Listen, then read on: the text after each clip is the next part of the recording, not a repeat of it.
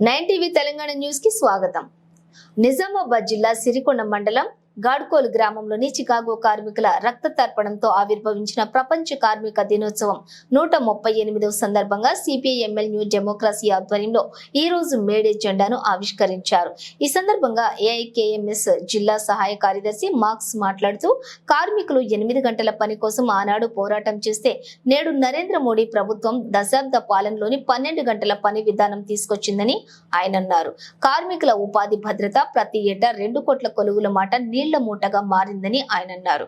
రైతుల ఆదాయాన్ని రెట్టింపు చేస్తానని హామీ ఇచ్చిన బీజేపీ మోడీ రైతుల చేతిలోని ఉన్నటువంటి భూముల్ని గుంజుకొని కార్పొరేట్ కంపెనీలకు అప్పజెప్పేట్లు చేయగా ఢిల్లీలో రైతులు సంవత్సరం అంతా ఆందోళన చేస్తే తాత్కాలికంగా వెనక్కి తగ్గిన మోడీ సర్కార్ రైతులపై పెట్టిన కేసులు ఇప్పటికీ రద్దు చేయలేదని ఆయన తెలిపారు.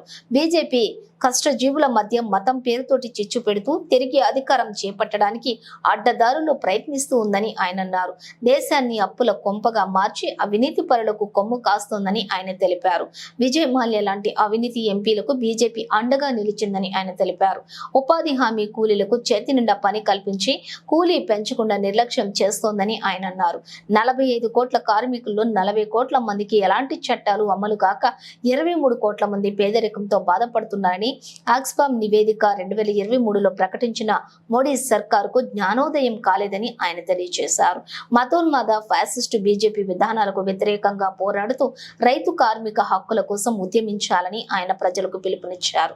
ఈ కార్యక్రమంలోని ఏఐకేఎంఎస్ మండల అధ్యక్షులు నెమ్మల భూమేష్, గులాం హుస్సేన్, కృష్ణ, శివరాజ్, నర్సాగౌడ్, కట్కే రంజీ, రాములు, కిషన్, ఐఎఫ్టియు నాయకులు బుర్రా హీరాబాయ్, సత్తవ్వ, వసంత, సునీత, బుజ్జి, జ్యోతి, హీరాబాయ్, సఫాయి కార్మికులు Burravva, Limbayya, Narsayya, Buchayya, Buchanna, CPI ML new democracy కార్మిక నాయకులు మల్కీ సంజీవ్, కార్యకర్తలు తదితరులు పాల్గొన్నారు.